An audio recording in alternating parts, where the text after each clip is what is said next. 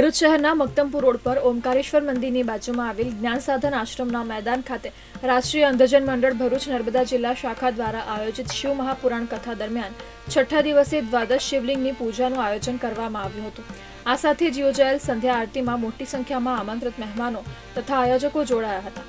અત્રે ઉલ્લેખનીય છે કે દેશ વિદેશમાં 400થી વધુ કથા કરાવનાર તેમજ સોલા ભાગવત વિદ્યાપીઠમાં શાસ્ત્રીની પદવી પ્રાપ્ત કરનાર અને સોમનાથ યુનિવર્સિટીમાંથી ગોપીગીત પર પીએચડી કરનાર વિદ્વાન યુવા પ્રજ્ઞાચક્ષુ ડોક્ટર કૃણાલ શાસ્ત્રી વ્યાસપીઠ પરથી પોતાની અમૃતમય વાણીમાં કથાનું રસપાન કરાવી રહ્યા છે।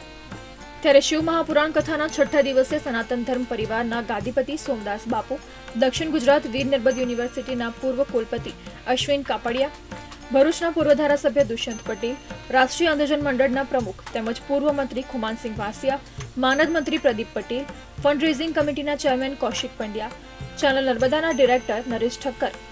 કનેક્ટ ગુજરાત ન્યૂઝ ચેનલના ડિરેક્ટર યોગેશ પારીખ, અગ્રણી સુરેશ આહિર, એડવોકેટ ગિરીશ પરમાર સહિતના મહાનુભાવો તેમજ મોટી સંખ્યામાં ભરૂચ શહેરની ધર્મપ્રેમી જનતા ઉપસ્થિત રહી હતી।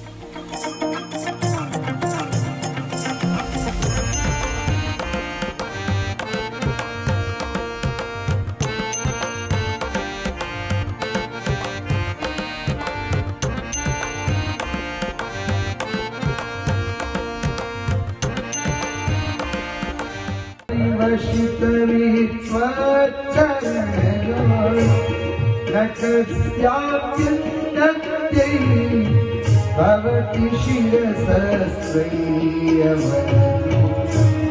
अकाण्ड ब्रह्माण्ड